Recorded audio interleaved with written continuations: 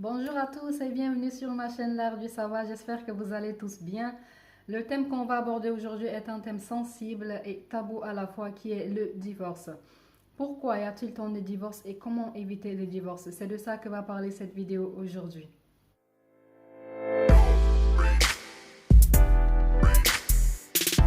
D'après mon expérience et quelques investigations, il ressort qu'il existe généralement 9 piliers fondamentaux, plus un que moi je rajoute qui est la confiance, que j'estime être aussi très importante et qui a largement sa place parmi les 5 premiers piliers fondamentaux. Désormais, on en a 10. Parmi ces 10 piliers, je vais en choisir 3 et la vidéo va tourner autour de ces 3 piliers. Le premier, c'est l'amour. Le deuxième, la communication. Le troisième, la vie commune, c'est-à-dire le partage. On va commencer par le premier qui est l'amour. Comme vous le savez, il y a plusieurs personnes qui se marient, pas par amour, mais plutôt par intérêt ou autre. Malheureusement, ces genres de mariages ne font pas long feu, c'est-à-dire ils aboutissent toujours à la rupture. Avant qu'il y ait mariage, il faut qu'il y ait de l'amour. Ce dernier est absolument essentiel et indispensable. Il est impératif qu'il soit présent et surtout réciproque. Je ne vais pas trop tarder sur ce point tout simplement parce que j'aimerais faire un thème spécial là-dessus. Donc en conclusion, le manque d'amour fait partie des causes de divorce. Le deuxième pilier, c'est la communication. Elle permet de résoudre les différends, c'est-à-dire quand ça ne va pas dans un couple, il est important de s'asseoir et d'en parler. Pour mieux vous expliquer ce point, je vais la repartir en 3 parties. La première partie concerne les personnes qui sont de nature introvertie. Eh bien, le conseil que je peux donner à ces personnes, c'est de faire un gros travail sur ce point, d'apprendre à communiquer, d'apprendre à partager leurs sentiments. S'ils veulent que leur relation perdure dans le temps, il est important qu'il y ait de la communication. La deuxième partie concerne les personnes qui ont une mentalité très ancienne et qui ne veulent pas malheureusement faire une mise à jour sur cette mentalité, comment ils se comportent au sein de leur couple. C'est simple, ces gens de personnes, leur femme n'a pas le droit à la communication, leur femme n'a pas le droit de donner son avis, il n'y a que leur avis qui compte. Tout ce qu'ils font, c'est bien, tout ce qu'ils disent, c'est bien. La femme n'a pas le droit de donner son opinion.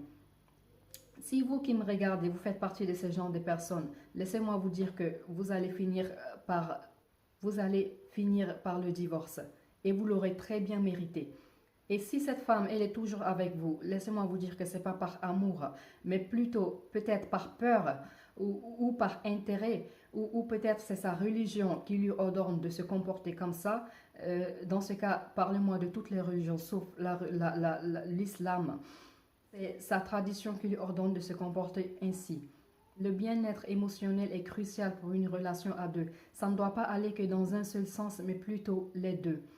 En conclusion, le manque de communication fait partie des causes de divorce. On va passer à la troisième partie qui concerne des personnes qui ne communiquent pas de peur de blesser leur partenaire, de peur de vexer leur partenaire ou qu'ils s'énervent. Ces genres de personnes préfèrent vous laisser nager dans le mensonge plutôt que vous dire la vérité. Je vous donne un exemple. Supposons que quand vous avez connu votre partenaire, il avait une belle silhouette, il ou elle avait une belle silhouette. Et ça faisait partie des points qui vous a attiré vers lui. Et au fil des temps, vous constatez que cette personne se laisse aller, prend du poids, ne prend plus soin d'elle. Au lieu de faire asseoir cette personne et de lui parler de ce qui ne va pas, vous préférez vous taire. Vous préférez vous taire de peur de vexer cette personne. Quand on aime une personne, on lui dit la vérité. Peu importe ce qui va se passer, peu importe comment elle va réagir, même si elle s'énerve, même si elle est vexée, au fond d'elle, elle saura que ce que vous avez dit, c'est la vérité. C'est la meilleure des choses. C'est la meilleure des choses. Au lieu d'aller de sortir et d'aller tromper cette personne avec une autre qui a une belle silhouette, pourquoi pas ne pas lui parler? Pourquoi pas ne pas lui faire asseoir? Vous lui dire, il y a ça et ça et ça qui ne va pas. Le problème sera résolu. Le problème sera résolu. Vous n'aurez plus besoin de la tromper pour des bêtises comme ça. Je vous donne un deuxième exemple. Si votre partenaire vous dit, bébé, j'aimerais que tu me fasses un bisou. et que cette partenaire a une mauvaise haleine, au lieu de lui dire que j'aimerais bien, ne soyez pas brute non plus à lui dire tu pues de la gueule, je ne vais pas te faire un bisou parce que tu pues de la gueule. Ne soyez pas brute. Vous pouvez très bien employer une autre méthode qui est de lui dire j'aimerais bien que tu ailles te rafraîchir la bouche pour éliminer la mauvaise haleine avant qu'on fasse un bisou. C'est simple. Pourquoi trouver des prétextes bidons comme non, je ne peux pas, je suis fatiguée pour ne pas lui faire des bisous, alors que vous avez juste à dire un mot et qui sera fait. Pourquoi ne pas faire comme ça? Pourquoi ne pas réagir comme ça? En conclusion, le manque de communication fait partie aussi des nombreuses causes de divorce. On va passer au troisième et dernier pilier qui est la vie commune. Il y a plein de personnes, plein de femmes surtout, avant de s'engager dans une relation, elles ne posent pas, elles ne mettent pas des conditions. Que ce soit sur le plan financier, sur la répartition des tâches domestiques, sur l'organisation de l'espace de vie. Eh bien, ces femmes ont peur de mettre des conditions, de peur peut-être que leur partenaire les quitte. Raison pour laquelle ces femmes-là souffrent en silence dans le foyer, tout simplement parce qu'elles n'ont pas le soutien de leur partenaire. C'est à eux de tout faire dans la maison. En plus de porter la vie, d'accoucher dans la douleur, d'avoir des règles douloureuses, même pour se faire belle, les femmes, elles ont mal. La première nuit de noces, on n'en parle même pas. En plus de ça, c'est à elle de s'occuper du ménage, de la cuisine, de ses enfants, des devoirs de ses enfants, de son mari aussi, de s'occuper de son mari, de la vaisselle, etc., etc. L'homme, lui, qu'est-ce qu'il a comme charge? Absolument rien du tout, à part le travail. Et même, en plus de ça, la femme peut aller au travail, puis continuer à supporter toutes ces tâches-là. Les femmes sont fatiguées. Il y a certaines femmes qui sont fatiguées. Tous les hommes ne sont pas pareils, mais il y a certains hommes qui profitent tellement de la femme. À un certain moment, la femme, elle dit stop. Elle n'en peut plus, elle en a marre. Elle n'en peut plus, elle en a marre. Pourtant, c'est une femme forte, une femme fatale, une dame de fer qui est là, qui prend soin de vous, qui peut vous amener loin, qui peut déplacer des montagnes pour vous. Cette femme a besoin d'une seule chose de votre part, c'est votre soutien. Et ce soutien-là, elle ne l'a pas. Pourquoi? Parce que vous êtes égoïste. Vous ne pensez qu'à vous. C'est pas comme ça. C'est à ça se résume l'amour pour vous. C'est ça l'amour pour vous. Eh bien, laissez-moi vous dire, quand on aime une personne, on a pitié de cette personne. Et vous qui me regardez, si vous êtes un musulman, je vais vous poser une question. C'est qui votre idole? C'est qui votre référence, votre guide? C'est qui? Vous allez me dire, c'est le prophète Mohammed, paix et salut sur lui. Eh bien, laissez-moi vous dire que le prophète, il aidait ses femmes sur tous les plans. Que ce soit sur le plan domestique ou autre, il aidait ses femmes sur tous les plans. Et pourquoi vous ne pouvez pas faire la même chose? Peut-être parce que vous êtes plus roi que le roi en lui-même, peut-être. C'est pas comme ça. Ça ne doit pas aller que dans un seul sens, mais plutôt les deux. Quand on aime une personne, on a pitié de cette personne.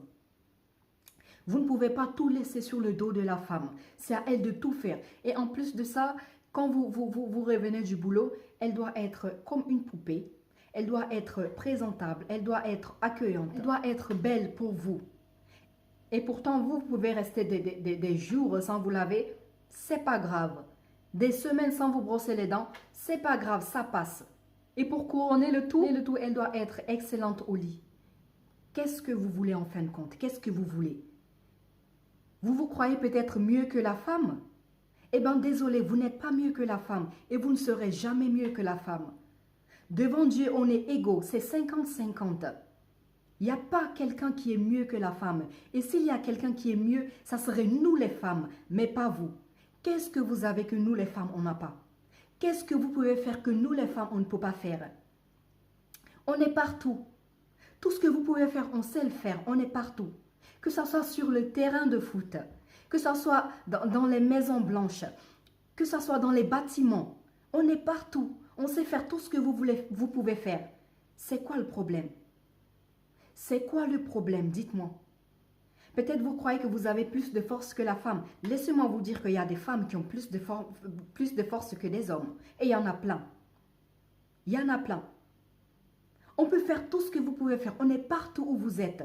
Sauf que vous ne pouvez jamais donner la vie. Vous ne pouvez jamais donner la vie, c'est ainsi. Dieu nous a donné ce privilège. Donc s'il y a quelqu'un qui est mieux que l'autre, ça sera nous les femmes, et en 10 000 fois. Arrêtez d'abuser. Vous abusez, vous abusez, vous abusez. À un certain moment, la femme dit stop. Et voilà, là, on parle de rupture. Et pourtant, ça n'avait pas lieu d'être. Elle est fatiguée de telle sorte qu'elle vous dise, bébé, j'aimerais qu'on prenne une femme de ménage, une bonne.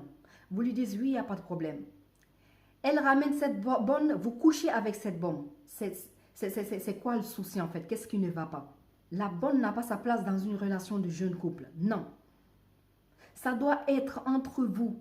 C'est à vous deux de partager, de savoir comment gérer les affaires, de savoir comment partager les tâches, que ce soit les tâches ou autres. L'éducation des enfants. Tu vois, certains hommes qui ne s'occupent pas de leurs enfants, pour eux, voilà, la femme, c'est à la femme, encore une fois, de faire tout, même l'éducation de leurs enfants. L'enfant peut pleurer. Il ne va pas se lever pour essayer de calmer l'enfant. Non, il va dire plutôt, et il y en a qui appellent comme ça leur femme. Hein.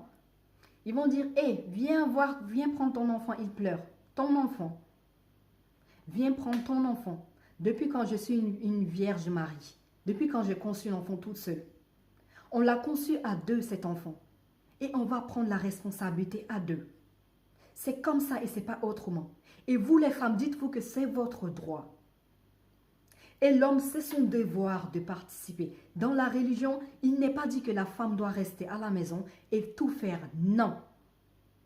Non. Au lieu de rester sur les réseaux sociaux à regarder du n'importe quoi, ce que telle personne a mis sur son statut, allez plutôt sur YouTube, voir ce que les prêcheurs disent de votre droit. Et je ne parle pas de n'importe quel prêcheur, parce qu'il y a des prêcheurs qui disent des choses qui leur arrangent, et il y en a d'autres, comme Mohamed Bajrafil, comme Ismaël Mounir, etc., etc.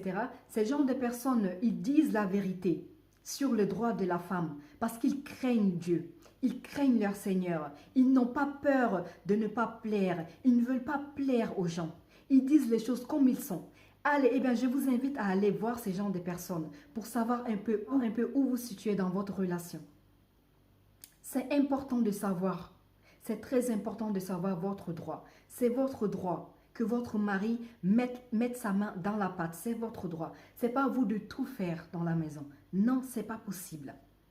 En plus de ça, il y a des femmes qui partent au travail, qui font les mêmes heures que leurs partenaires, et c'est encore eux qui doivent supporter toutes les tâches. Qu'est-ce qui ne va pas? C'est tout simplement parce que dès le départ, vous n'avez pas mis votre condition. Toi, la femme, tu n'as pas posé tes conditions dès le départ. Et si toi, tu es dans ce foyer, tu souffres, le conseil que je peux te donner, c'est simple. Quand ton mari vient vers toi, parce que tous les hommes ne sont pas pareils, encore une fois, quand ton mari vient vers toi te dire « Bébé, je peux t'aider à faire ceci », dis pas non. Même si tu sais que tu peux le faire, accepte. Même si tu sais qu'il ne va pas le faire comme toi, tu veux que ça se fasse, laisse-le faire, même si tu dois passer derrière pour rectifier. Même si tu dois passer derrière pour rectifier cet acte. Laisse-le faire, c'est son devoir. Et toi, c'est ton droit. Laisse-le faire. Par contre, si toi, la femme, tu n'es pas encore engagée dans une relation, je te conseille de mettre tes conditions avant de rentrer dans cette relation. Le mariage n'est pas un lieu d'esclavage, non. Il y a plein de gens, avant de se marier, ils sont tout le temps souriants. C'est des lumières, c'est des étoiles, elles brillent tout le temps. Mais une fois qu'elles rentrent dans le mariage, hop, elles s'éteignent.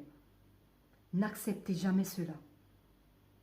N'acceptez jamais de vous éteindre pour qui que ce soit. N'acceptez, ne permettez jamais à qui que ce soit d'éteindre la lumière qui est en vous.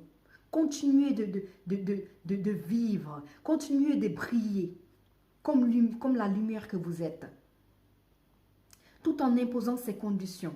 Il faut être libre dans sa vie de couple. Il faut être épanoui dans sa vie de couple. C'est comme ça que la relation pourra durer. Et il faut qu'il y ait de l'harmonie aussi. Il faut qu'il y ait de l'harmonie. C'est comme ça que la relation pourra durer.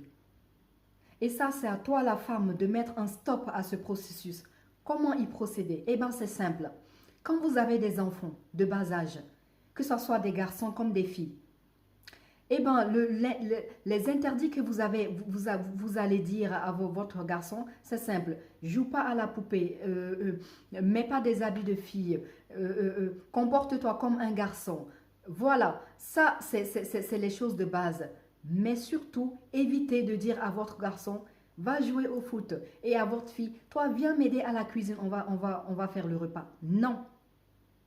Le garçon et la fille, vous devez les apprendre les mêmes devoirs.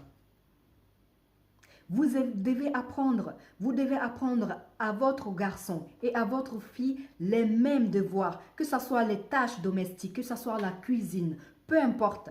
Vous devez apprendre à votre garçon et à votre fille les mêmes choses. C'est ce qui est normal. Et en faisant cela, vous allez changer la situation actuelle. Il n'y a que vous les femmes qui pouvez changer ceci. Il n'y a que vous les femmes. Je parle de cette situation, c'est pas je ne suis pas là pour briser quelques foyers, non. Je ne suis pas là encore une fois pour briser des mariages, pour briser des relations. Ce n'est pas du tout mon but. Moi qui vous parle, je suis dans mon foyer. Soyez intelligent quand on vous parle, il faut réfléchir loin. Il faut réfléchir loin. Toi qui n'es pas encore engagé, essaye de mettre ces conditions avant de t'engager dans cette relation. Il est d'accord, c'est bien. Il n'est pas d'accord, tant pis. Qu'il aille voir ailleurs, tout simplement. Il faut savoir dire non. Encore une fois, je ne suis pas là pour briser des foyers, mais plutôt pour dénoncer l'injustice. Les femmes sont fatiguées. Les femmes sont fatiguées. En plus de tout, c'est toi qui dois satisfaire ton homme au lit et tu dois être excellente. Et si tu es fatiguée, tu dis à ton mari, je suis fatiguée, ou j'ai pas envie, eh bien tu n'as pas envie. Tu es fatigué, tu es fatigué. Il y a certains hommes qui vont te dire, les anges vont te maudire du matin, vont te maudire toute la nuit. Eh bien, c'est faux. Eh bien, c'est toi-même que les gens risquent de maudire, tout simplement parce que tu es égoïste. Tu es égocentrique, tu penses qu'à toi. C'est pas comme ça. Il faut savoir dire non. Il faut savoir mettre des limites. Le foyer n'est pas un endroit où on doit subir. Non. Il y a des hauts et des bas. Aujourd'hui, c'est agréable, demain, c'est désagréable. Mais ça ne doit pas être tout le temps désagréable. Ce n'est pas normal. Toi, l'homme, même si tu travailles, tu descends du boulot, eh bien, demande à ta femme si ta journée, ça s'est bien passé, si ta journée n'a pas été difficile. Oh que si, vous devez lui poser cette question. Tout simplement parce que ce qu'elle fait aussi, c'est un bon travail. Et ça fait partie des plus beaux travaux qu'il existe dans ce monde. Pose-lui la question, comment ça s'est passé ta journée? Tu n'as pas été trop fatigué? Et quand elle cuisine pour vous donner, le minimum, c'est de lui dire au moins, c'est bon. Merci chérie, ce que tu as cuisiné, c'est bon. Le minimum. Tu peux débarrasser la table, faire la vaisselle. Par exemple, le week-end, tu rentres dans la cuisine, tu cuisines, tu fais un bon repas. C'est comme ça. Tu fais le ménage, le ménage qui n'est pas fait. Tu fais le ménage aussi le week-end. N'empêche que tu auras le temps de te reposer. N'empêche que tu auras le temps de te reposer. C'est comme ça. Vous devez soutenir vos épouses. Vous avez des femmes qui sont fortes, qui sont là pour vous, qui ne demandent rien. Rien d'autre qu'un simple soutien de votre part. Et qui n'ont pas. Et que ces femmes n'ont pas. Elles sont obligées de le quémander. Pourtant, ça leur revient de droit. C'est leur droit. Et vous, c'est votre devoir de faire ça. Arrêtez de profiter des femmes. Arrêtez de sous-estimer les femmes. Arrêtez de marginaliser des femmes. Vous n'êtes pas mieux qu'elles et vous ne serez jamais mieux qu'elles. Il faut savoir dire non. Il faut savoir mettre des limites. Le foyer n'est pas un endroit où on doit tout le temps subir, souffrir en silence, non. Il y a des hauts et des bas. Des fois c'est agréable, des fois c'est désagréable. Mais ça ne doit pas toujours être désagréable, non. C'est pas comme ça. C'est pas comme ça. Il faut savoir dire non. Il faut savoir dire stop. En conclusion, le manque de soutien peut causer plein de divorces. Voilà, c'est tout pour cette vidéo. C'est ce message que j'avais à partager avec vous aujourd'hui. Et si cette vidéo vous a plu, n'oubliez pas de partager au maximum et de me laisser un pouce bleu, de me dire sous les commentaires ce que vous en pensez. Ça me fera toujours plaisir. Et je vous dis à la prochaine pour une nouvelle vidéo. Ciao!